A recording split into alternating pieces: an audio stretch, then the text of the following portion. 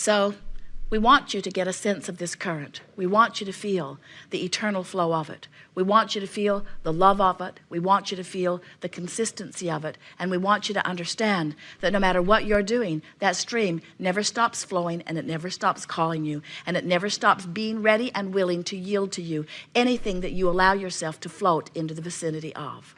So when you leave this gathering, if you will have but one new idea in your mind, and that is, I am going to go with the flow. I am going to do my best to let myself go in the direction of that which life has caused me to become.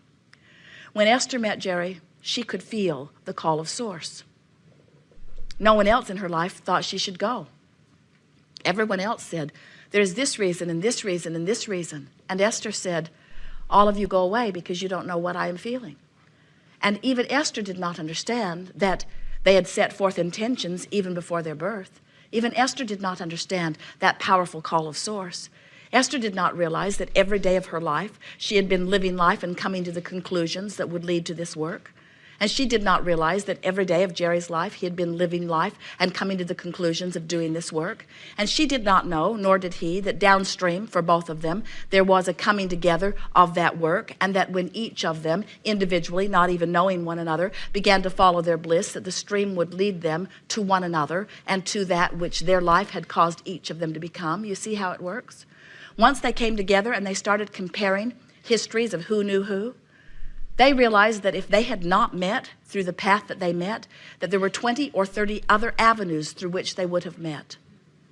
One day they were driving down a street in Fresno, and Esther said, I used to live in those apartments. And Jerry said, I used to live in those apartments. And Esther said, where did you live? And Jerry said, I lived in the downstairs unit right next to the laundry room. And Esther said, I lived in the downstairs unit right next to the laundry room. And when they figured it out, Jerry was the tenant that moved out right before Esther was the tenant that moved in. Universal forces are constantly bringing you in vibrational alignment with that which you are. And the more you are willing to go with the flow of who you are, the more you begin to rendezvous. But so many of you, instead of going with the flow, you're using so much other criteria, like what does that one think, and what does that one think, and what does that one think, and what does that one think? Instead of understanding that the source that is within you knows who you have become, knows everything about everybody in relationship with that which you are, and is arranging circumstances and events every moment of every day in order to yield to you the most right now in this red hot minute in terms of manifestation of that which you have been asking for. It is a veritable fest of creation that you are upon at all times. And unless you are following your bliss, unless you are doing your best to turn and go with the flow, you're missing out on so many things that you have been asking for, and that's what negative emotion is. Negative emotion is that feeling of me not letting myself become that which the larger part of me has become. So, what faith is about is understanding who you are as non-physical energy. What faith is about is understanding the laws of the universe. What faith is about is understanding that the emotions within you are telling you one simple thing. In fact, it's the only thing you ever need to know about emotions. We said it years ago, and we'll say it even more emphatically now. There are only two emotions as far as you are concerned at any given point in time. One feels bad and one feels good. One feels worse and one feels better. Never mind what all of the options are. Never mind what you used to feel. Never mind what they feel or they feel. You've only got one choice right here and now. Upstream, downstream, upstream, downstream. In fact, you don't even have to make the downstream choice. Just stop making the upstream choice. Just stop. Just let go of those oars. Just stop beating the current. Get off that user group online. Stop joining the groups that complain about one thing or another. Most of the things that you begin to say are knee-jerk reactions in response to what you are observing. And if you would take a beat, you used to say, if I would count to 10, if you will stop for just a moment and ask yourself, is this an upstream comment or a downstream comment? And if it's upstream, then just don't say it. And try to smile around it. And then acknowledge what you've done and be proud of yourself for doing it. And then say to yourself, I don't want to give any more power to this, and it isn't something that I want. And it's probably not really true for me anyway. And there are so many other ways of looking at it. And I'm going to try to find some other ways of looking at it. And talking about things that bother me are always upstream. And I'm going to withdraw my attention from that subject. Let's see, how can I soften this? How can I look at this in a way that feels just a little better? And as you make that effort, you'll feel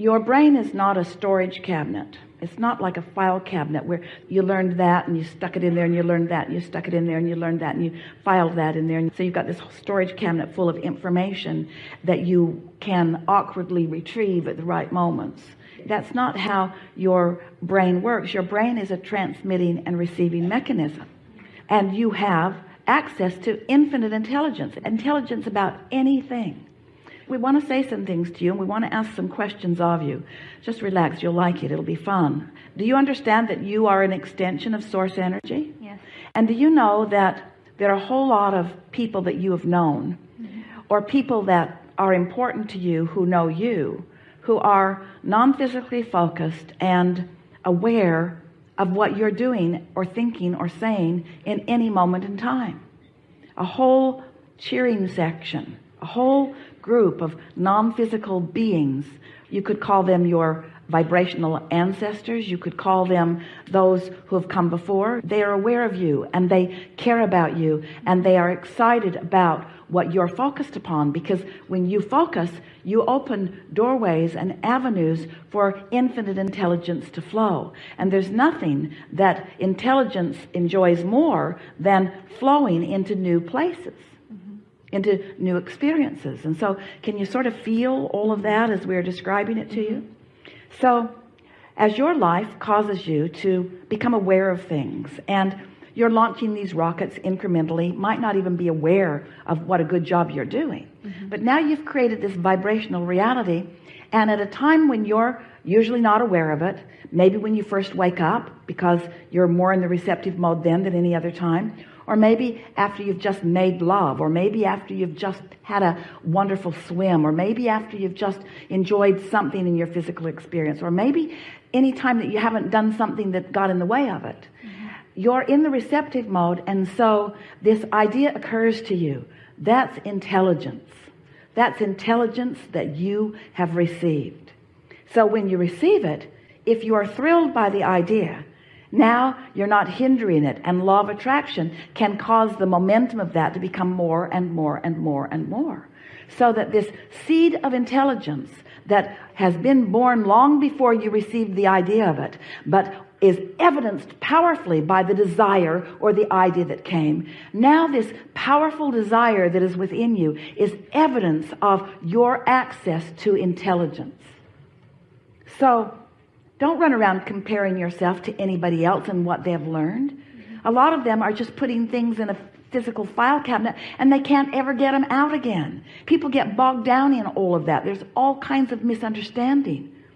You didn't come to regurgitate what has been. You are the creator of the new idea. And all of this non-physical energy and this infinite intelligence that is focused to you and through you is eager for the new idea, not the old, dull, stale, regurgitated idea. It's the new idea that only you can bring. Do you see what you're bringing to this forum with your powerful questions here and now? This conversation would not be if it were not for the platform that is you. That's powerful and important, and your questions are allowing this powerful intelligence to flow forth into this forum, into this time-space reality, having a conversation that has never been had with this kind of clarity before. That matters a lot. That's your intelligence. That's your aligning with that intelligence. That's your desire that has brought this about. You see what we're talking about? That matters. That's really good. You have no reason to doubt yourself, and it wasn't difficult either, was it? You weren't pushing forward on anything. You're just sitting here in a desire of wanting to know, allowing information to come, and there hasn't been one thing that Esther has interpreted from our knowledge that you didn't receive in exactly the way we meant it. In other words, you didn't misunderstand what we said. That's intelligence. Right. Okay.